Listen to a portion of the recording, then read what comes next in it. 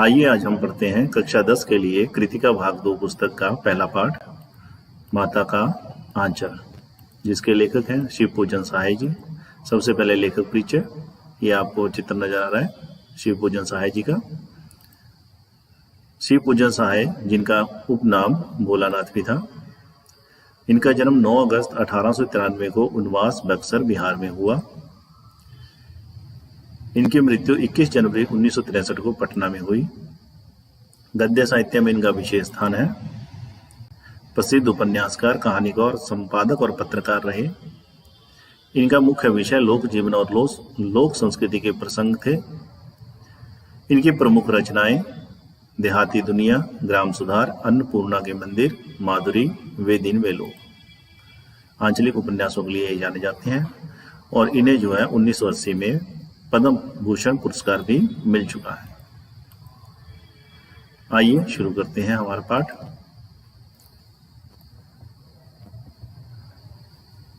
जहां लड़कों का संग तहां बाजे मृदंग। मृदंग मतलब वाद्य यंत्र, बजाने का एक यंत्र। जहां बूढ़ों का संग वहां खर्चे का तंग। तो जिस प्रकार आप देख रहे हैं कि ये जो पूरा पाठ है, इसमें आंचलिक पृष्ठभूमि का वर्णन किया गया है कि गांव में किस प्रकार की जो है वो किस प्रकार का व्यवहार रहता है, किस प्रकार का जो है वहाँ पे जीवन है, उसका वर्णन इसमें किया गया है। हमारे पिता तड़के अर्थात सुबह उठकर निबट नहाकर पूजा करने बैठ जाते थे। हम बचपन से ही उनके अंग लग गए थे। अंग लगना मतलब उनके साथ अटैचमेंट थी, उनके साथ जुड़े हुए थे। माता से केवल दूध पीने तक का नाता था, इसलिए पिता के साथ ही हम भी बाहर की बैठक में ही सोया करते। वह अपने साथ ही हमें भी उठाते और साथ ही नहला धुलाकर पूजा पर बिठा लेते। हम बबूत का तिलक लगा देने के लिए उनको दिक करने लगते। दिक मतलब प्रार्थना। कुछ हंसकर, कुछ झुंझलाकर और कुछ डांटकर वह हमारे चौड़े लीलार मतलब माथे पर, त्रिपुंड मतलब अर्धचंद्राकार का तिलक कर देते। हमारे लीलार में यानी हमारे माथे में बबूत खूब खुलती थी, बहुत अच्छी लगती थी। सिर में लंबी लंबी जटाएं थी। बबूत रमाने से हम खासे बम बोला बन जाते थे। पिताजी हमें बड़े प्यार से भोलानाथ कहकर पुकारा करते थे। देखिए शिव पूजन सहाय जी बता रहे हैं कि उनके पिताजी उनको बचपन में क्या कहकर पुकारा करते थे? भोलानाथ। पर असल में हमारा नाम था तारकेश्वर नाथ। हम भी उनको बाबूजी कहकर पुकारा करते और माता को मैया। जब बाबूजी रामायण का पाठ करते तब हम उनकी बगल में बैठे बैठे आईने में अपना मुंह निहारा करते थे।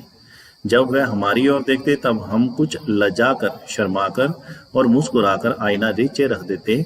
वह भी मुस्कुरा पड़ते थे। पूजा पाठ कर चुकने के बाद वह राम नाम लिखने लगते। अपनी एक रामनामा बही क्या होता है? एक ऐसी पुस्तक जिसमें हम हिसाब किताब लिखते थे। रामनामा बही पर 1000 राम नाम लिखकर वह उसे पाठ करने की पोथी में बांधकर रख देते थे। फिर 500 बार कागज के छोटे छोटे टुकड़ों पर राम नाम लिखकर आटे की गोलियों में लपेटते और उन गोलियों को लेकर गंगा जी की ओर चल पड़ते थे। उस समय भी हम उनके कंधे पर विराजमान रहते थे। जब पिताजी गंगा की तरफ जाते थे तब भी जो लेखक है वो क्या करते थे? अपने पिता के कंधे पर बैठे होते थे। जब वह गंगा में एक एक करके आटे की गोलियां फेंककर मछलियों को खिलाने लगते तब भी हम उनके कंधे पर ही बैठे बैठे हंसा करते थे।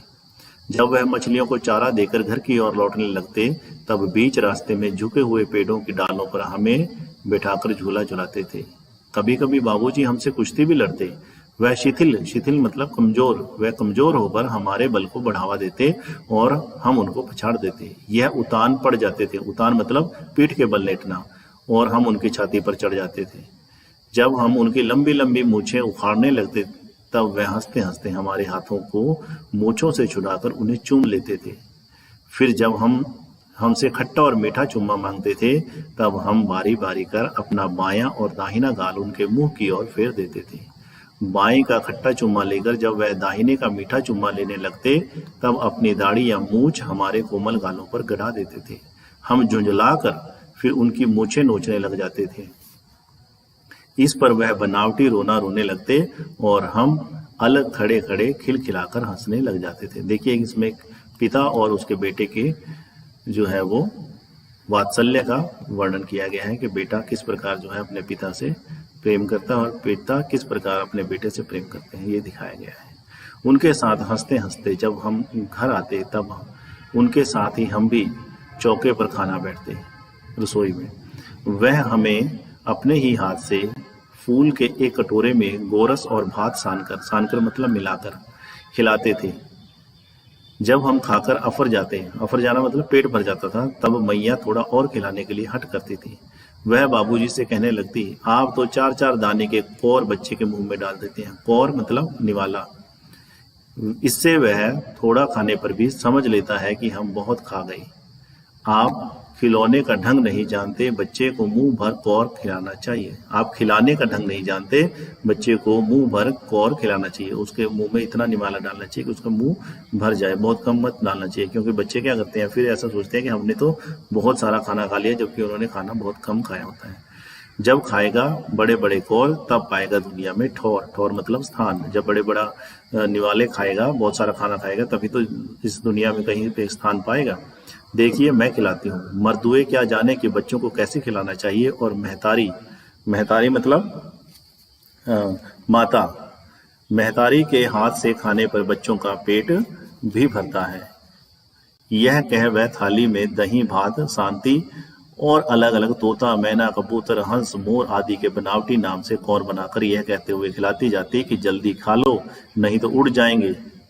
ऐसे एक एक कौर बच्चे के मुंह में डालती और बोलती, देखो तोता बैठा है, नहीं तो वो उड़ जाएगा। ऐसे करके वो बच्चों को खिलाती है। पर लेखक कहता है कि हम भी उन्हें इतनी जल्दी उड़ा देते थे कि उड़ने का मौका ही नहीं मिलता था।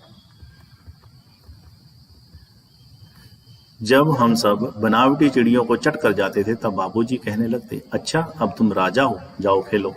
बस हम उठकर उछलने कूदने लगते थे। फिर रस्सी में बंधा हुआ काठ का घोड़ा लेकर नंग धड़ंग बाहर गली में निकल जाते थे।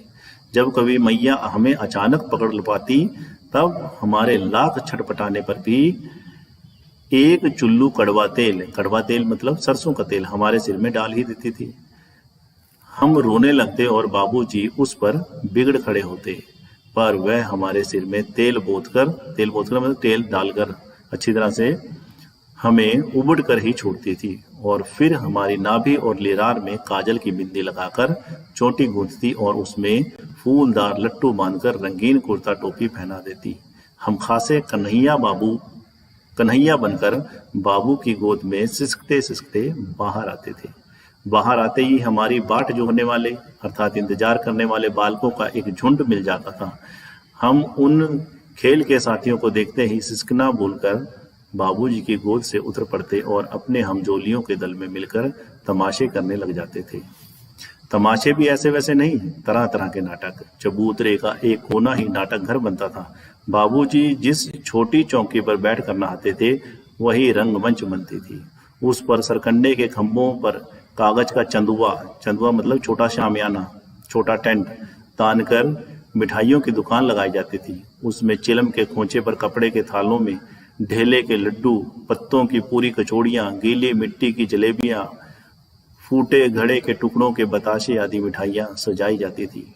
ठीकरों के बटखरे और जस्ते के छोटे छोटे टुकड़ों के पैसे बनते। हम ही लोग खरीदार और हम ही लोग दुकानदार। बाबूजी भी 2-4 गोरखपुरिये पैसे खरीद लेते थे। थोड़ी देर में मिठाई की दुकान बढ़ाकर हम लोग घरौंदा बनाते थे। धूल की मेड़ दीवार बनती और तिनकों का छप्पर, दातून के खंबे, दिया सलाई की पेटियों के किवाड़ दरवाजे, घड़े के मुहड़े के चूल्हा चक्की, दिए की कढ़ाई और बाबूजी की पूजा करने वाली आचमनी कलछी बनती थी। पानी के घी, धूल के पिसान और बालू की चीनी से हम लोग ज्योनार अर्थात भोजन दावत तैयार करते थे। हम ही लोग ज्योनार करते और हम ही लोगों की ज्योनार बैठती थी। जब पंक्ति बैठ जाती थी, तब बाबूजी भी धीरे से आकर पांत के अंत में जीमने अर्थात भोजन खाने के लिए बैठने के को बोलते हैं, जीमने के लिए बैठ जाते थे। उनको बैठते देखते ही हम लोग हंसकर और गिरौंदा बिगाड़ कर भाग चले जाते थे। वह भी हंसते हंसते लोटपोट हो जाते थे और कहने लगते, फिर कब भोजन मिलेगा। आगे देखिए, कभी कभी हम लोग बारात का भी जुलूस निकालते थे। कनस्तर का तंबूरा बजता, अमोले की घिसकर शहनाई बजाई जाती। अमोला अर्थात आम का उगता हुआ पौधा। टूटी चूहेदानी की पालकी बनती। हम समधी बनकर बकरे पर चढ़ जाते थे और चबूतरे के कोने से चलकर बारात दूसरे कोने में जाकर दरवाजे लगती थी। वहां काठ की पटरियों से घिरे, गोबर से लिपे, आम और केले के टहनियों से सजाए हुए छोटे आंगन में कुल्हिए का कलसा रखा रहता था। वहीं पहुंचकर बारात फिर लौट आती थी। लौटने के समय खटोली पर लाल उहार होता है पर्दे के लिए डाला गया कपड़ा डालकर उसमें दुल्हन को चढ़ा लिया जाता था। लौट आने पर बाबूजी ज्यों ही उघार कर दुल्हन का मुख निकालने लगते, त्यों ही हम लोग हंसकर भाग जाते थे। थोड़ी देर बाद फिर लड़कों की मंडली जुट जाती थी। इकट्ठा होते ही राय जमती कि खेती की जाए। बस चबूतरे की छोर पर घिरनी गड़ जाती थी और उसके नीचे की गली कुआं बन जाती थी। मूंज की बटी हुई पतली रस्सी में एक चुक्कड़ बांध गराड़ी पर चढ़ाकर लटका दिया जाता था और दो लड़के बैल बनकर मोट खींचने लग जाते। चबूतरा खेत बनता। कंकड़, बीज और ठेंगा, हल, जुआठा, बड़ी मेहनत से खेत जोते, बोए और पटाए जाते। फसल तैयार होते देर न लगती और हम हाथों हाथ फसल काट लेते थे। काटते समय गाते थे, ऊंच नीच में बई कियारी, जो उपजी सो भई हमारी। फसल को एक जगह रखकर उसे पैरों से रौंद डालते थे। कसोरे कहते हैं मिट्टी के बर्तन को। कसोरे का सूप बनाकर उसाते और मिट्टी के दिए के तराजू पर तोलकर राशि तैयार कर लेते कि कितना कितना देना है। इसी बीच बाबूजी आकर पूछ बैठते थे, इस साल की खेती कैसी रही भोलानाथ? बस फिर क्या, हम लोग ज्यों का त्यों खेत खलिहान छोड़कर हंसते हुए भाग जाते थे। ऐसी मौज की खेती थी।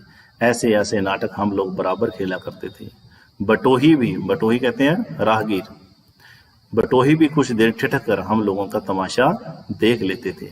जब कभी हम लोग ददरी के मेले में जाने वाले आदमियों का झुंड देख पाते, तब कूद कर चिल्लाने लगते थे, चलो भैया ददरी, सत्तू पिसान की मोटरी। अगर किसी दूल्हे के आगे आगे जाती हुई उहारदार पालकी, उहारदार मतलब जिसमें कपड़ा टंगा हो, उहारदार पालकी देख पाते, तब खूब जोर से चिल्लाने लगते थे। रहरी में रहरी पुरान रहरी, डोला के कन्या हमार महरी। इस पर एक बार बूढ़ा वर मतलब बूढ़ा दूल्हा, उसने जो है हम लोगों को बड़ी दूर तक खदेड़कर ढेलों से मारा था।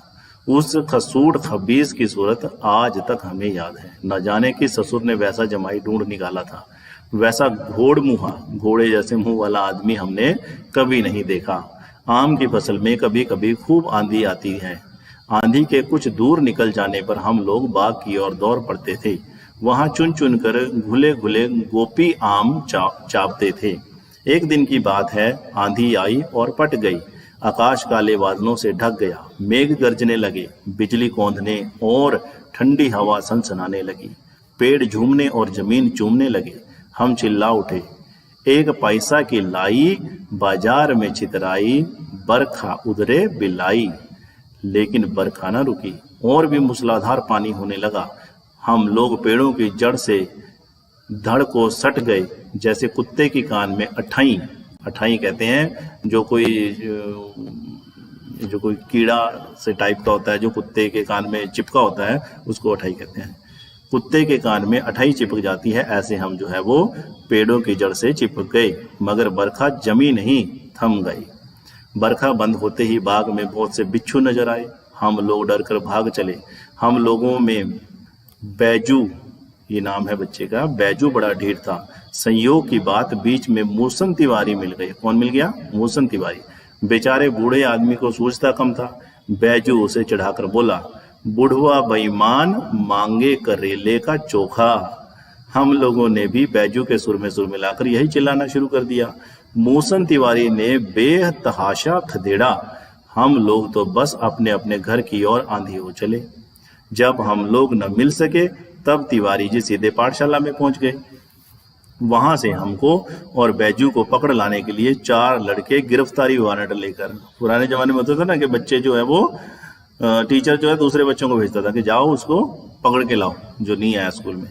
तो 4 लड़के गिरफ्तारी वारंट लेकर छूटे। इधर जो ही हम लोग घर पहुंचे त्यों ही गुरुजी के सिपाही हम लोगों पर टूट पड़े।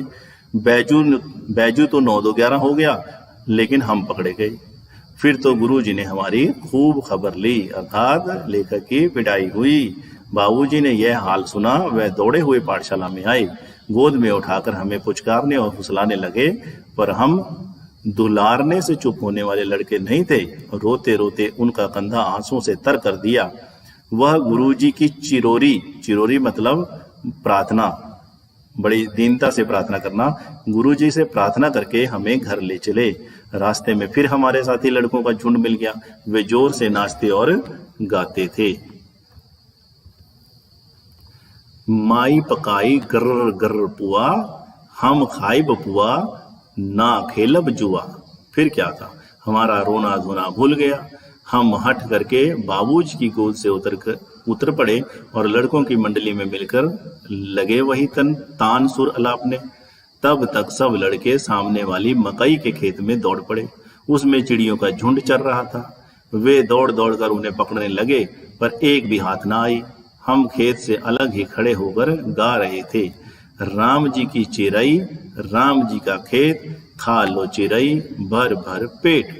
इससे कुछ दूर बाबूजी और हमारे गांव के कई आदमी खड़े होकर तमाशा देख रहे थे और यही कहकर हंसते थे कि चिड़िया की जान जाए लड़कों का खिलौना। सचमुच लड़के और बंदर पराई पीर नहीं समझते। पराई पीर मतलब पीड़ा, दूसरे का दुख नहीं समझते। एक टीले पर जाकर हम लोग चूहों के बिल से पानी उलीचने लगे। उलीचने मतलब निकालने लगे। नीचे से ऊपर पानी फेंकना था। हम सब थक गए। तब तक गणेश जी के चूहे की रक्षा के लिए शिव जी का सांप निकल आया। रोते चिल्लाते हम लोग बेतहाशा भाग चले। कोई औंधा गिरा, कोई अंटा चिट, किसी का सिर फूटा, किसी के दांत टूटे। सभी गिरते पड़ते भागे। हमारी सारी देह शरीर लहूलुहान हो गई। पैरों के तलवे कांटों से छलनी हो गए। हम एक सुर में दौड़े हुए आए और घर में घुस गए। उस समय बाबूजी बैठक में उसारे में बैठकर, उसारा मतलब बरामदे में बैठकर हुक्का गुड़गुड़ा रहे थे। उन्होंने हमें बहुत पुकारा, पर उनकी अनसुनी करके हम दौड़ते हुए मैया के पास ही चले गए। जाकर उसी की गोद में शरण ली। मैया चावल अमनिया कर रही थी, चावल को साफ कर रही थी। हम उसी के आंचल में छिप गए। हमें डर से कांपते देखकर वह जोर से रो पड़ी और सब काम छोड़ बैठी। अधीर होकर, बेचैन होकर हमारे भय का कारण पूछने लगे कि क्यों इतने डरे हुए हो। कभी हमें अंग भरकर दबाती और कभी हमारे अंगों को अपने आंचल से पोंछकर हमें चूम लेती। बड़े संकट में पड़ गई। झटपट हल्दी पीसकर हमारे घाव पर थोपी गई। घर में कोहराम मच गया। हम केवल धीमे सुर में सा सा सा कहते हुए मैया के आंचल में लुके चले जाते थे। सारा शरीर थर-थर कांप रहा था। रोंगटे खड़े हो गए थे। हम आंखें खोलना चाहते थे, पर वे खुलती ना थी। हमारे कांपते हुए होठों को मैया बार बार निहार कर रोती और बड़े लाड़ से हमें गले लगा लेती। इसी समय बाबूजी दौड़े आए। आकर झट से हमें मैया की गोद से अपनी गोद में लेने लगे, पर हमने मैया के आंचल की प्रेम और शांति की चंदोवे की छाया, चंदोवा मतलब टेंट, शामियाना, अब मैया के आंचल की प्रेम और शांति के चंदोवे की छाया ना छोड़ी। इस प्रकार ये पाठ जो है वो समाप्त हो गया। आइए अब देखते हैं इस पाठ के प्रश्न उत्तर अभ्यास। देखिए इस पूरे पाठ में जो है बच्चों को ग्रामीण पृष्ठभूमि में जो लेखक है उसका बचपन किस तरह बीतता, किस तरह से वो अपनी माता के आंचल में जाकर ही उसने स्कूल पाया और किस तरह से उसके पिता उससे प्यार करते, इस सब के बारे में वर्णन किया गया। आइए देखते हैं इस पाठ के प्रश्न उत्तर। सबसे पहले प्रस्तुत पाठ का आधार यह कहा जा सकता है कि बच्चे का अपने पिता से अधिक जुड़ाव था, फिर भी विपदा के समय वह पिता के पास न जाकर माँ की शरण लेता है। आपकी समझ में इसकी क्या वजह हो सकती है, बताइए। इसकी वजह यह हो सकती है कि जो शांति और जो सुकून और जो आत्मीयता माता के आंचल में मिलती है वह पिता के आंचल में नहीं मिलती। आपके विचार से भोलानाथ अपने साथियों को देखकर सिसकना क्यों भूल जाता था? भोलानाथ अपने साथियों को देखकर सिसकना इसलिए भूल जाता था क्योंकि वो अपने दोस्तों के साथ, अपने साथियों के साथ मस्ती करना चाहता था, उनके खेल में शामिल होना चाहता था। इसलिए वो अपना सिसकना भूलकर अपने साथियों के साथ खेलने चला जाता है। आपने देखा कि भोलानाथ और उसके साथी जब जब खेलते खाते समय किसी न किसी प्रकार की तुकबंदी करते थे। तुकबंदी क्या होता है? जैसे कोई पहला और अंतिम जो शब्द है वो मिलते जुलते हो, खाते पीते, नहाते हंसाते, ऐसा कुछ। आपको यदि अपने खेलों आदि से जुड़ी तुकबंदी याद हो तो लिखिए। भोलानाथ और उसके साथियों के खेल और खेलने की सामग्री आपकी खेल और खेलने की सामग्री से कैसे भिन्न है? अब आप देखिए, ये लेसन जो है, ये जो है पाठ है, ये 1920 का यानी कि 30 के दशक का लिखा गया है। 1920 के बच्चे का बचपन और आज के बचपन में कितना अंतर है आप सब जानते ही हैं, और किस प्रकार अंतर है आप उसको लिख सकते हैं कि उस समय कैसे खेलते, अब कैसे खेल हैं, उस समय बच्चे कैसे नाटक खेलते थे और अब बच्चे जो है वो फोन, इस सब चीज़ों पे व्यस्त रहते हैं। पाठ में आए ऐसे प्रसंगों का वर्णन कीजिए जो आपके दिल को छू गए। इसको देखिए कि आपको कौन सी बात सबसे ज़्यादा अच्छी लगी, जो आपके मन को भा गई, वो बात आप इस पाठ में से ढूंढकर लिख सकते हैं। इस उपन्यास अंश में 30 के दशक की ग्राम्य संस्कृति, गांव की संस्कृति का चित्रण किया गया है कि गांव में किस प्रकार की संस्कृति है, किस प्रकार का वातावरण है। आज की ग्रामीण संस्कृति को आपको किस प्रकार परिवर्तन दिखाई देते हैं। आज की ग्रामीण संस्कृति और ये 30 के दशक की संस्कृति में बहुत अंतर आ चुका है। अब जो है वो बात नहीं रही। अब भी आज जो है गांव भी जो है वो शहरों से काफी हद तक प्रभावित हो चुके हैं। पाठ पढ़ते पढ़ते आपको भी अपने माता पिता का लाड प्यार याद आ रहा होगा। अपनी इन भावनाओं को डायरी में अंकित कीजिए। यहाँ माता पिता का बच्चे के प्रति जो वात्सल्य व्यक्त हुआ है, जो प्रेम, जो प्यार व्यक्त हुआ है, उसे अपने शब्दों में लिखिए कि किस प्रकार जो है माता पिता अपने बच्चों से प्यार कर रहे हैं। माता का आंचल शीर्षक की उपयुक्तता बताते हुए कोई अन्य शीर्षक चाहिए। अगर आपको इस पाठ का कोई और नाम देना हो तो आप इस पाठ का और क्या नाम दे सकते हो, आप देखिए क्या इसका और जो सही इसका शीर्षक हो सकता है, सही नाम हो सकता है। बच्चे माता पिता के प्रति अपने प्रेम को कैसे व्यक्त करते हैं, किस प्रकार व्यक्त करते हैं। बच्चे जो है माता पिता के गले लगते हैं, उनको जो है वो उनके आंचल में जाके छिप जाते हैं ना। इस प्रकार जो अपना प्रेम जो है व्यक्त करते हैं। इस पाठ में बच्चों की जो दुनिया रची गई है वह आपके बचपन की दुनिया से किस प्रकार भिन्न है। आप सोचिए कि आपका जो बचपन है, जो आपकी दुनिया है आजकल की, और जो पाठ में जिसके बारे में बताया गया वो आपकी दुनिया से कितनी अलग है। सोचिए इस बारे में। फणीश्वर नाथ रेणु और नागार्जुन की आंचलिक रचनाओं को पढ़िए। फणीश्वर नाथ रेणु और नागार्जुन, देखिए इनका एक बहुत ही प्रसिद्ध आंचलिक उपन्यास है मैला आंचल। मैला आंचल, आप चाहें तो इसको जो है वो देख सकते हैं, पढ़ सकते हैं।